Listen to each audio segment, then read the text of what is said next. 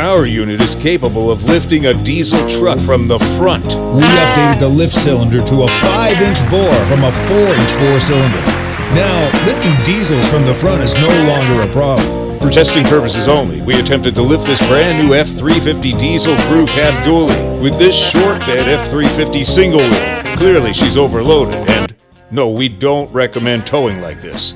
But our philosophy is, if you overbuilt it, it'll last forever. So basically, if it can lift this, it won't break a sweat lifting a car or a small truck.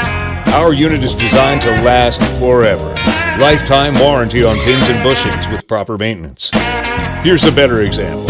Here's our main pivot pin that all the weight of the outer tube is on. Notice the oil seal keeping the air out, keeping out the salt and calcium chloride they spread on the roads. That's the stuff that promotes corrosion and causes issues on your equipment.